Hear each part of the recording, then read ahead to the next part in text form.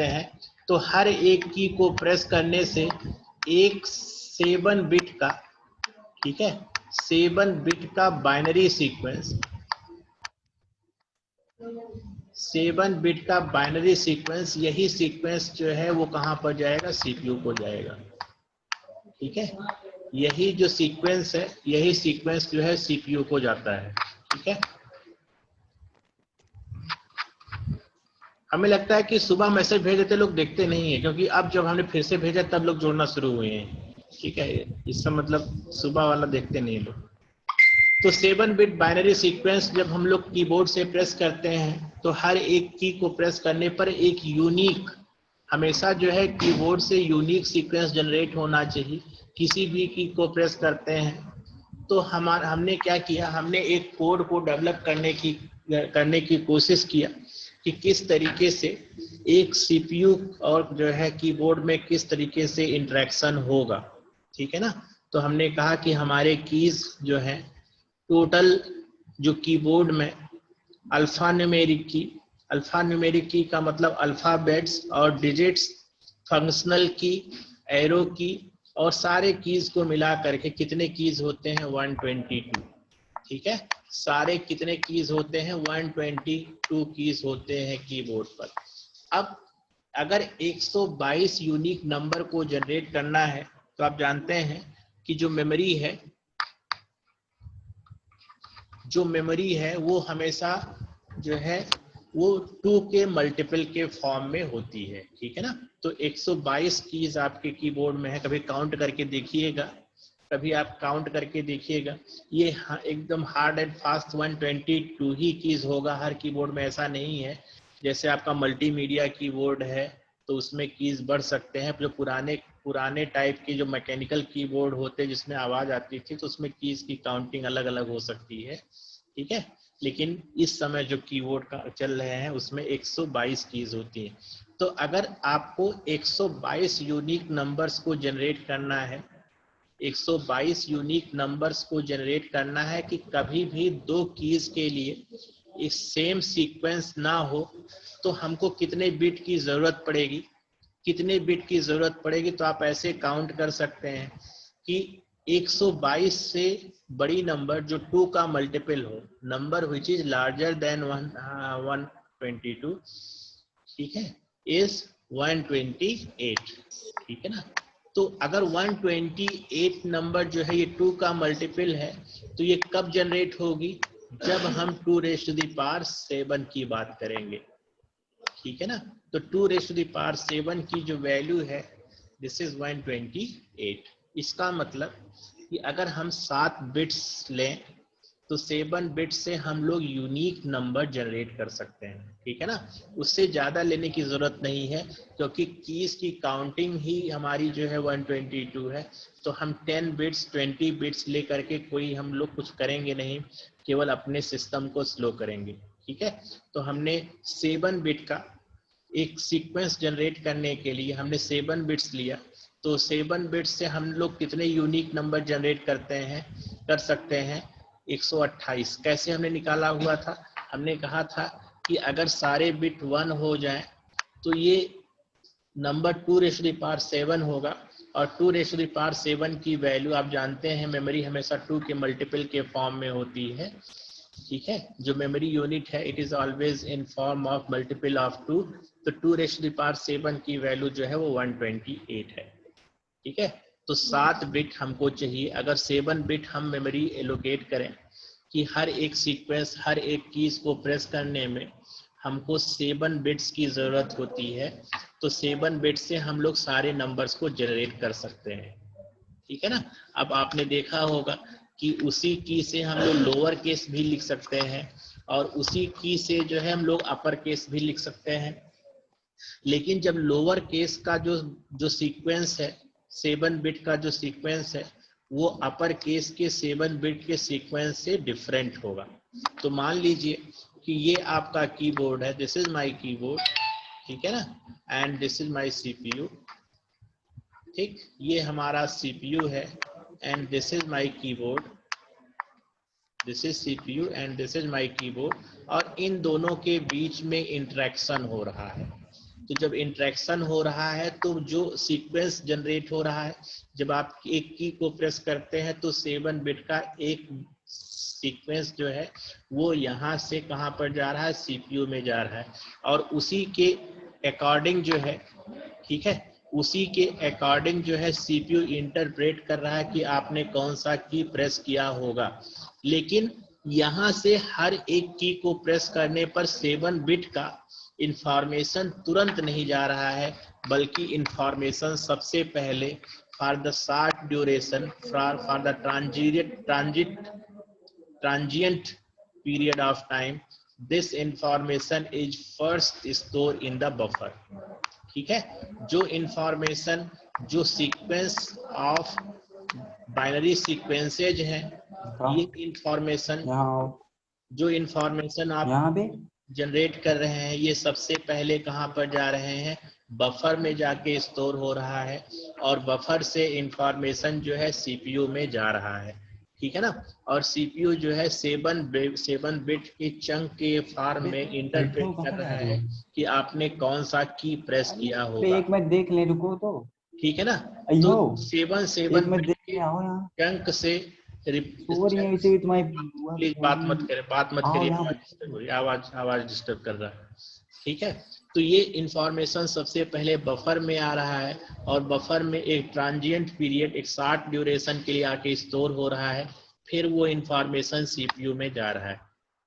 तो आपने देखा होगा कि कभी कभी की को प्रेस करते हैं, तो जब की को प्रेस करते हैं तो तुरंत वो वही चीज स्क्रीन पर डिस्प्ले नहीं होती है, एक थोड़ी देर बाद जो है स्क्रीन पर डिस्प्ले होती है। ठीक है ना, ऐसा इसलिए हो रहा है क्योंकि इंफॉर्मेशन सबसे पहले कहाँ पर आके स्टोर हो रही है, बफर में स्टोर हो रही है, और उसके बाद सीपीयू में जा रही है। ठीक है, अब हम लोग थोड़ा बात करेंगे कि ये जो 7 बिट का हमने स्टैंडर्डाइजेशन किया हुआ है, इसको क्या नाम दे रहे हैं, और ये सीक्वेंस कैसे जनरेट हो रहा है। ठीक है ना, जनरेट करने का मैकेनिज्म क्या है, तो हम लोग बात करेंगे इस कोड को, जिस तरीके से सीपीयू और कीबोर्ड के बीच में इंटरेक्शन हो रहा है, इसको हम लोग नाम दे रहे हैं ASCII कोड, ASCII। ठीक है, ये जो 7 बिट का बाइनरी सीक्वेंस है, इसको हम लोग नाम दे रहे हैं ASCII कोड। ठीक है ना, ASCII, ASCII कोड। ठीक है, ASCII में देखिए बहुत सारी चीजें हैं। सबसे पहले एक एक का आप एक्रोनिम समझ लीजिए, क्या क्या होता है, एक एक शब्द का मतलब क्या है, क्योंकि ये आपको पता होना चाहिए कि एक एक जो कैरेक्टर है, ये कैरेक्टर क्या रिप्रेजेंट करता है। ठीक है ना, तो ए का मतलब अमेरिकन हो गया, ए किस लिए आया हुआ है, अमेरिकन के लिए आया हुआ है। एस किस लिए आया हुआ है, स्टैंडर्ड। ठीक है, S stands for standard,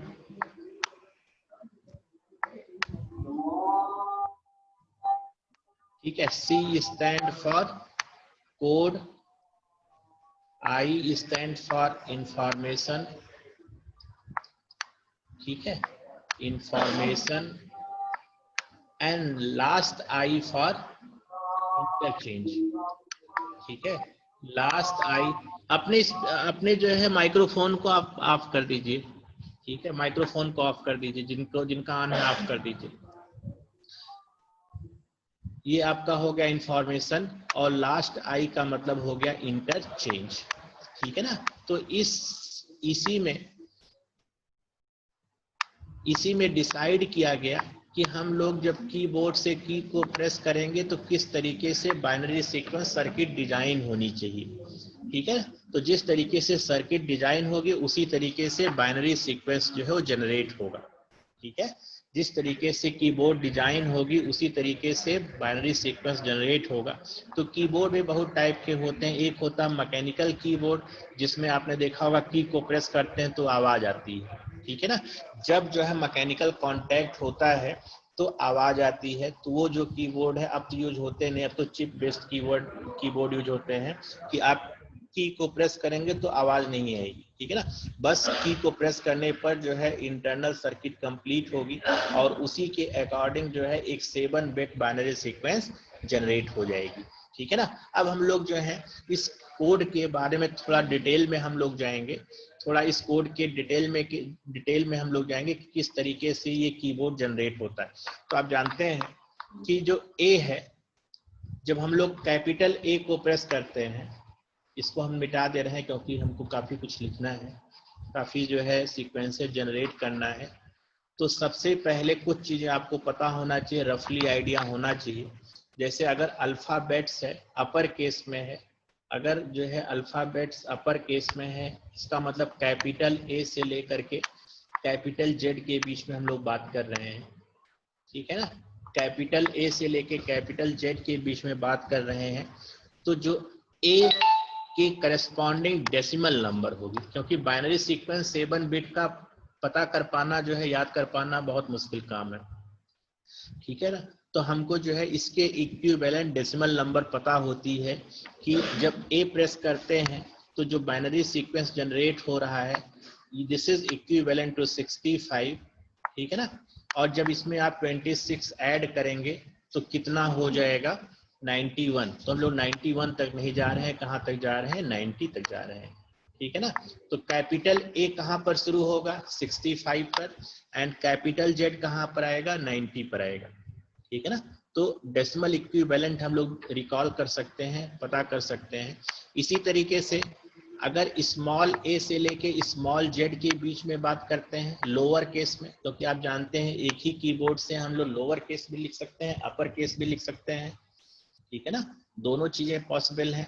लेकिन हमने कहा कि capital A is different from small A, means when you are pressing small A, 7-bit binary sequence is different from capital A, ठीक है ना। तो 7 बिट का जो सीक्वेंस जनरेट हो रहा है that is different for capital A and it is different for small A. तो जो स्मॉल ए शुरू होता है, ये शुरू होता है 97 से, ठीक है। तो 97 में अगर आप 26 ऐड करेंगे तो कितना हो जाएगा, 26 आप ऐड करते हैं तो ये हो जाएगा 122, ठीक है ना। 23 हम नहीं ले रहे हैं क्योंकि जो है 20 इंक्लूसिव एक्सक्लूसिव की प्रॉब्लम आप जानते हैं, इंक्लूसिव एक्सक्लूसिव की प्रॉब्लम आपको समझ में आती है कि बाउंड्री जो होती है वो हम लोग नहीं ले रहे हैं, ठीक है ना। इसी तरीके से जब आप 0 प्रेस करते हैं और 9 प्रेस करते हैं, 0 से लेकर के 9 प्रेस करते हैं तो भी एक बाइनरी सीक्वेंस जनरेट होती है, ठीक है। तो जब 0 प्रेस करते हैं तो 0 के इक्विवेलेंट जो बाइनरी सीक्वेंस होगी उसका जो डेसिमल इक्विवेलेंट है वो कितना होता है, 48, ठीक है, 48, ठीक है ना। और इसमें आप 9 जोड़ दीजिए तो कितना हो जाएगा, 57। तो 0 से 9 के बीच में जो बाइनरी सीक्वेंस होगा वो कितना हो जाएगा, 48 पे शुरू होता है, 57 पर खत्म हो जाता है। इसी तरीके से अंडर स्कोर ब्लैंक स्पेस, जब आप ब्लैंक स्पेस प्रेस करते हैं कीबोर्ड से, ब्लैंक स्पेस प्रेस करते हैं तो इसका बाइनरी इक्विवेलेंट कितना होता है, वो 32 के इक्विवेलेंट होता है, ठीक है ना। जब हम लोग ब्लैंक स्पेस को प्रेस करते हैं, इसी तरीके से कोई भी आप की प्रेस करते हैं, कोई भी की आप देख लीजिए, hash, dollar, pound, Aztecs, plus, minus, कोई भी की आप प्रेस करते हैं तो एक इक्विवेलेंट बाइनरी सीक्वेंस जनरेट होता है। तो पूरे के बारे में जानने की जरूरत नहीं है, सिर्फ आपको एक पैटर्न पता होना चाहिए कि किस तरीके से नंबर जनरेट हो रहा है और किस रेंज में बाइनरी सीक्वेंस जो है वो आता है, उसका डेसिमल इक्विवेलेंट क्या है, ठीक है ना। तो अपर केस में कैपिटल ए से लेके कैपिटल जेड के बीच में 65 से 90 के बीच में आएगा, लोअर केस किसके बीच में आएगा, 97 से लेके 122 के बीच में आएगा। इसी तरीके से जो डिजिट्स है, digit start with 48 and and by 57। और अगर आपने ब्लैंक स्पेस दिया है तो ब्लैंक स्पेस प्रेस करने पर भी एक 7 बिट बाइनरी सीक्वेंस जनरेट होगा and it is equivalent to 32। तो सबसे पहले जब हम लोग कैपिटल ए प्रेस करते हैं तो कैपिटल ए इस तरीके से आप देखिए, हम लोग लिखते जा रहे हैं A B C D E F, मतलब कुछ हमने कुछ हमने जो है अल्फाबेट्स लिखे हुए हैं और इस अल्फाबेट्स पर हम लोग जो है 7 बिट का बाइनरी सीक्वेंस की बात करेंगे। तो हमने कहा कि जो कैपिटल ए है, कैपिटल ए जब प्रेस करते हैं तो जो बाइनरी सीक्वेंस जाता है करस्पॉन्डिंग डेसिमल इक्विवेलेंट इज 65। तो 65 का बाइनरी इक्विवेलेंट देखिए कैसे निकलेगा। 65 का मतलब कितना हो गया, 65 से बड़ी से छोटी नंबर जो 2 का मल्टीपल हो वो कितना हो जाएगा 64। ठीक है, 64 के बाद 32 नहीं है, 16 नहीं है, 8 नहीं है, 4 नहीं है, 2 नहीं है, 1 है। ठीक है ना। तो यहां पर देखिए कितने बिट का हो गया, ये 4 बिट का हो गया और ये 3 बिट का हो गया। ठीक है ना। तो जब हम कैपिटल ए को प्रेस करते हैं तो सीपीयू को ये इंफॉर्मेशन 1000001 ये बाइनरी सीक्वेंस सीपीयू को जाता है। और जब सीपीयू को ये सीक्वेंस मिलता है तो सीपीयू अपने आप समझ लेता है कि आपने कौन सा कीवर्ड प्रेस किया है, आपने कैपिटल ए को प्रेस किया हुआ है। ठीक है ना। इसी तरीके से जब बी को प्रेस करते हैं तो कितना हो जाएगा 66 हो जाएगा। तो 66 का मतलब देखिए, अब यहां देखिए ये 1 हो गया तो अगले 3 जो है ये सेम होंगे। ठीक है, अगले 3 सबके लिए सेम होंगे। आप देखेंगे कि अगले 3 जो है वो सारे बिट्स के लिए सेम होंगे, दिस वन। ठीक है, अगले 3 सबके लिए सेम होंगे और ये जो बिट है ये चेंज हो जाएगा। तो अगर ये 65 है तो ये जो है 0010, ठीक है, ये 66 हो गया। ये जो है दिस वन इज 67। ठीक है, ये कितना हो गया, दिस इज 68। ठीक है, और दिस वन इज 69। ठीक है, और ये जो है आपका कितना हो गया 70 हो गया। ठीक, तो इस तरीके से आप करते जाएंगे तो आपका जो है इसमें से 15 आप जोड़ लीजिए। तो 15 जोड़ेंगे तो ये यहाँ ये जो 4 बिट है, जब 4 बिट 1 सारे बिट 1 हो जाएंगे तो फिर यहाँ पर 1 आएगा। ठीक है ना। तो this is equivalent to 67, this is 68, this is 69 and this one is 70। तो इस तरीके से हम लोग अगर चाहें तो जो है बाइनरी सीक्वेंस जो हम लोग आस्की कोड है उसको जो है लिख सकते हैं। ठीक है ना। इसी तरीके से जब हम लोग स्मॉल ए प्रेस करते हैं, स्मॉल ए प्रेस करते हैं, small B, small C, D, E, F. ठीक है ना। तो स्मॉल ए कितने पर शुरू होता है, दिस स्टार्ट्स विथ 97। ये कितने पर शुरू होता है 98 पर। ये कितने पर शुरू होता है 99 पर, 99, 100, 101 एंड 102। ठीक है ना। तो एक एक बढ़ता जाएगा, एक एक करेक्टर के लिए एक एक बढ़ता जाएगा। समझ में आ रहा है। तो पैटर्न जो है अगर आप समझ पा रहे हैं, अगर आपको पैटर्न समझ में आ रहा है तो आप जो है पूरी की पूरी जो है आस्की कोड जो है आप लिख सकते हैं। तो देखिए 97 का बाइनरी इक्विवेलेंट कितना हो जाएगा, 97 से छोटी नंबर जो 2 का मल्टीपल है, 97 से छोटी नंबर जो 2 का मल्टीपल है वो कितना है 64 है, क्योंकि 64 का अगर डबल होगा तो कितना हो जाएगा 128 हो जाएगा। तो पहला बिट तो 0 हो गया, 64 हो गया। और 64 में अगर आपने आगे जो है 64 के बाद 32 आपने जोड़ दिया तो 64 और 32 कितना हो गया 96 हो गया।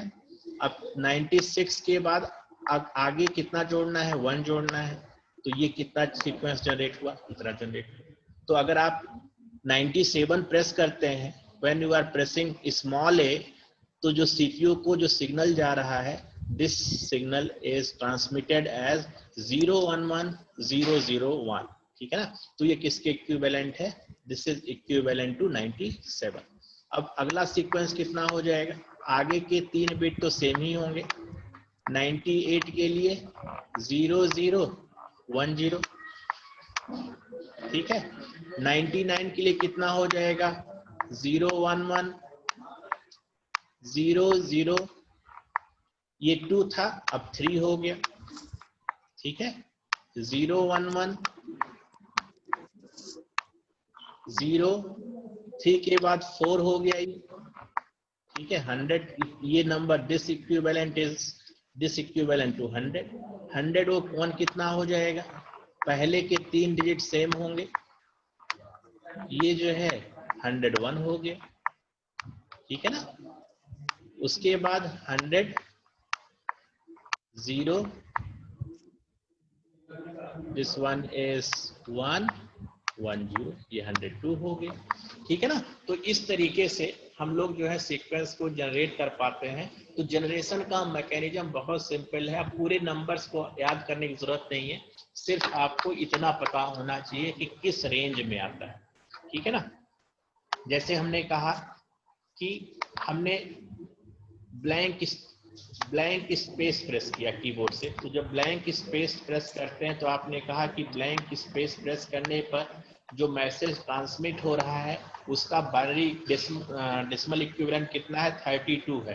तो 32 का मतलब 32 16 नहीं है, ठीक है। 16 2 के बाद 8 नहीं है, 4 नहीं है, 2 नहीं है, 1 नहीं है, ठीक है ना। तो ये कितने बिट हो गए, ये हो गए आपके 4 2 6 बिट, एक बिट हमने यहां से जोड़ दिया। तो ये जब ब्लैंक स्पेस प्रेस करते हैं तो ये मैसेज सीपीयू को ट्रांसमिट होता है, दिस इज इक्विवेलेंट टू, ठीक है ना। तो जब ये 7 बिट का ये सीक्वेंस जाएगा तो मान लीजिए कि सीपीयू को हमने मैसेज ट्रांसफर किया ABC, लगातार हमने 4 कीज कीबोर्ड से प्रेस किए, ठीक है। लगातार 4 कीज हमने कीबोर्ड से प्रेस किए, तो जो मैसेज सीपीयू को ट्रांसमिट होगा वो कितना ट्रांसमिट होगा 100 0001, उसके बाद 100 0010, ठीक है ना। उसके बाद 1000011, इस तरीके से मैसेज ट्रांसमिट हुआ। अब सीपीयू क्या करेगा, इस तरीके से ब्लॉक ऑफ मैसेज जो है सीपीयू के पास आ रहे हैं, ठीक है ना। This kind of block which contains a binary stream, ये जो है this is a kind of binary stream, ठीक है। ये जो है ये बाइनरी स्ट्रीम है, and this kind of binary stream is coming to the CPU, ठीक। अब सीपीयू क्या करेगा, सीपीयू ने क्या किया, ये जो पूरे का पूरा इंफॉर्मेशन इस तरीके से जो डेटा आ रही है, सीपीयू ने उसको क्या किया 7 बिट के पार्ट में तोड़ लिया, ठीक है। जो सीपीयू है उसने इसको 7 बिट के फॉर्म में तोड़ लिया, तो पहला 7 बिट, दूसरा 7 बिट, तीसरा 7 बिट, ठीक है ना। इस तरीके से पूरी जो स्ट्रीम आ रही थी सीपीयू के पास, ठीक है ना, जो स्ट्रीम आ रही थी डेटा की, that data stream is fragmented into 7 bits chunk, ठीक है ना। 7 बिट्स के चंक के फॉर्म में तोड़ लिया। अब सीपीयू ने ये जो इक्विवेलेंट है, सीपीयू ने देखा कि ये जो सीक्वेंस आ रहा है, सीपीयू ने देखा कि ये जो सीक्वेंस आ रहा है दिस इज इक्विवेलेंट टू 65। इसका मतलब कि आपने क्या प्रेस किया रहा होगा, कैपिटल ए कीबोर्ड से प्रेस किया होगा, ठीक है ना। फिर उसके बाद ये मैसेज 7 बिट का आया, तो इसने देखा कि ये कौन सा इक्विवेलेंट है, this is equivalent to B, तो आपने कीबोर्ड ने सीपीयू ने इंटरप्रेट कर लिया कि आपने सी प्रेस किया हुआ। उसके बाद ये जब सिग्नल आया तो सीपीयू ने इंटरप्रेट कर लिया कि आपने सी प्रेस किया हुआ है, ठीक है ना। तो इस तरीके से आपका कीबोर्ड और जो आपका सीपीयू है उसके बीच में इंटरेक्शन हो रहा है, ठीक है ना। In this way CPU is interacting with the keyboard, समझ में आ रहा है। और मान लीजिए एबीसी के बाद ब्लैंक स्पेस है, तो ब्लैंक स्पेस है तो 7 बिट कितना ट्रांसमिट हो रहा है, इसके बाद जो है 4 बिट।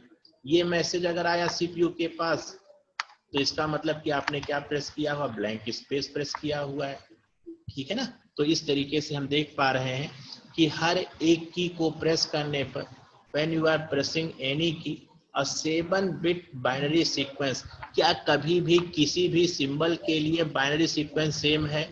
नहीं सेम है, ठीक है। तो अगर बाइनरी सीक्वेंस सेम होगा तो एनोमली जनरेट होगी। मान लीजिए कि कैपिटल ए और कैपिटल बी का जो बाइनरी सीक्वेंस सेम होता तो सीपीयू इंटरप्रेट ही ना कर पाता कि आपने कैपिटल ए प्रेस किया हुआ है या कैपिटल बी प्रेस किया हुआ है, ठीक है ना। Since code transmitted by keyboard to the CPU is always unique, that's why CPU can interpret which key you have pressed from the keyboard. समझ में आ रहा है? तो इस तरीके से जो आपका इंग्लिश कीबोर्ड है, जो इंग्लिश कीबोर्ड है, उस कीबोर्ड में आपका इंफॉर्मेशन जो है उस सीपीयू को ट्रांसमिट होता है। जैसे आपने कैपिटल आपने प्लस प्रेस किया तो प्लस के करस्पॉन्डिंग भी एक 7 बिट का बाइनरी सीक्वेंस जनरेट होगा। आपने मल्टीप्लिकेशन प्रेस किया, ठीक है, तो multiplication is also a symbol and corresponding 7 bit binary sequence is generated, ठीक है ना। आपने जो है इस तरीके से कर्ली ब्रेसेज लगाए, लेफ्ट कर्ली ब्रेस, तो इसके करस्पॉन्डिंग जो है 7 बिट बाइनरी सीक्वेंस जनरेट होगा। समझ में आ रहा है? तो कुल मिलाकर के all in nutshell we can say that when you are pressing any key from the keyboard a 7 bit binary sequence is transmitted to the CPU। जब हम किसी की को प्रेस कर रहे हैं तो 7 बिट का एक बाइनरी सीक्वेंस जो है सीपीयू को जा रहा है और उसी बाइनरी सीक्वेंस से सीपीयू इंटरप्रेट कर पा रहा है कि आपने कौन सा की प्रेस किया हुआ, ठीक है ना। तो in this way your keyboard interact with the machine. समझ में आ रहा है? ऐसा स्टैंडर्डाइजेशन क्यों किया गया होगा? आप सोच के बताइए कि क्यों किया गया होगा ऐसा स्टैंडर्डाइजेशन। ऐसा स्टैंडर्डाइजेशन इसलिए किया गया है क्योंकि कंपनी कोई भी बनाए, कीबोर्ड कोई भी बनाए, लेकिन जो इंटरनल स्ट्रक्चर है, जो सीक्वेंस जनरेट हो रहा है, वो हमेशा सेम हो, ठीक है। नहीं तो क्या होगा, आपका कीबोर्ड दूसरी कंपनी का है तो दूसरा कीबोर्ड दूसरा सीक्वेंस जनरेट हो रहा है, आपने इंटेल का ले लिया दूसरा सीक्वेंस जनरेट हो रहा है, तो यूनिफॉर्मिटी नहीं होगी, ठीक है ना। तो जब ऐसे केसेज होते हैं तो सबसे पहले क्या किया जाता है, स्टैंडर्डाइजेशन किया जाता है कि हम लोग जो की डिजाइन कीबोर्ड डिजाइन करेंगे सारे की में यूनिफॉर्मिटी इसी तरीके से काम करना चाहिए। अदरवाइज एक कंपनी का क्या हो जाएगा, मोनोपोली हो जाएगा, सिर्फ वही कंपनी कीबोर्ड बना सकती है, दूसरी कंपनी कीबोर्ड बना ही नहीं सकती, ठीक है ना। जैसे आपने देखा कि सीडी आपने देखा होगा, सीडी डिस्क, तो सीडी डिस्क में अगर सोचिए कि जितनी कंपनी है सब अपने पैरामीटर्स को अलग अलग कर लें, तो कोई कहे कि हम 6 इंच की सीडी बनाएंगे, कोई कहेगा हम 3.5 इंच की बनाएंगे, तो क्या होगा, जितना आपके पास सीडी होगी उसी कंपनी का आपके पास सीडी रीडर भी होना चाहिए, ठीक है। और अगर ऐसा नहीं होगा तो हम लोग जो है काम ही नहीं कर पाएंगे। तो फर्स्ट ऑफ ऑल हम लोग स्टैंडर्डाइजेशन करते हैं कि जो सीडी है उसकी डायमेंशन हम लोग इतना रखेंगे कि थिकनेस 2 मिलीमीटर होगी, बीच में जो गोला होगा वो 5 मिलीमीटर का होगा, पॉलीकार्बोनेट का बना होगा, रिफ्लेक्टिंग सरफेस पर डेटा राइट होगी, ठीक है ना। तो हर स्टैंडर्डाइजेशन करने के बाद फिर चाहे जो उसका प्रोडक्शन करे उसको वो नॉर्म फॉलो करना है जिससे कि किसी एक कंपनी का मोनोपोली, ठीक है ना। तो इस कोड को, this code is called ASCII code, तो आपको पूरी तरीके से होपफुली समझ में आ गया होगा, ठीक है ना। अब हम लोग बात करेंगे थोड़ा सा इंडियन वर्जन की बात करेंगे। ये तो था इंग्लिश कीबोर्ड की बात हमने किया, अब हम लोग बात करेंगे इंडियन कीबोर्ड की, इंडियन स्टैंडर्ड की बात करेंगे।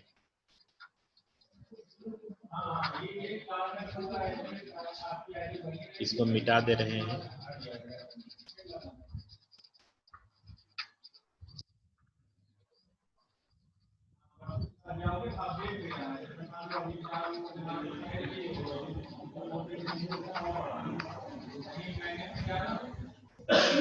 ठीक है, इसको हमने मिटा दिया। अब हम लोग बात करेंगे Indian standard code for information interchange, ठीक है। I stand for Indian, Indian standard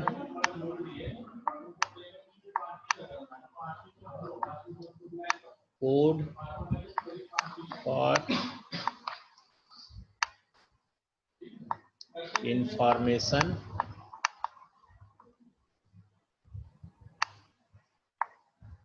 interchange. आप देखते हैं कि एक ही कीबोर्ड से हम लोग इंग्लिश के कीबोर्ड से ही हम लोग जो है हिंदी के भी स्क्रिप्ट को लिख लेते हैं, ठीक है ना। जो इंग्लिश का कीबोर्ड है उसी से हम लोग जो है हिंदी के कीबोर्ड लिख सकते हैं, उसी से जो है जितनी भी इंडियन स्क्रिप्ट्स हैं, ठीक है ना, जितनी इंडियन स्क्रिप्ट्स हैं सारे स्क्रिप्ट्स को हम लोग लिख सकते हैं, ठीक है ना। तो सबसे पहले स्टैंडर्डाइजेशन होगा। आपने देखा होगा कि कभी कभी आप वेबसाइट को ओपन करते हैं, तो जो इंग्लिश का कंटेंट है वो तो आप पढ़ पाते हैं, लेकिन जो और लैंग्वेज का कंटेंट है वो कुछ सिंबॉलिक वैल्यू में चेंज हो जाता है, सिंबॉलिक वैल्यू में कन्वर्ट हो जाता है। उसके पीछे रीजन क्या है? रीजन ये है क्योंकि हमारे जो कोड जो है इंग्लिश के कोड वो मॉडिफाई नहीं होते, लेकिन जो हिंदी के स्क्रिप्ट है या दूसरे लैंग्वेज के स्क्रिप्ट है वो उसका स्टैंडर्डाइजेशन नहीं है, इसीलिए वो जो है सिंबल से रिप्लेस हो जाते हैं, ठीक है ना। तो हम लोगों ने जो अभी ASCII कोड की बात की, हम लोग एक ऐसे कोड की बात करेंगे जिससे हम लोग वर्ड के किसी भी लैंग्वेज को, ठीक है ना, किसी भी लैंग्वेज को हम लोग लिख सकते हैं और वो कभी भी डिफॉल्ट ना हो, ठीक है ना। तो हम लोग जो है बात करेंगे यूनिकोड की बात करेंगे, यूनिकोड, ASCII कोड नहीं, यूनिकोड, ठीक है ना, यूनिकोड।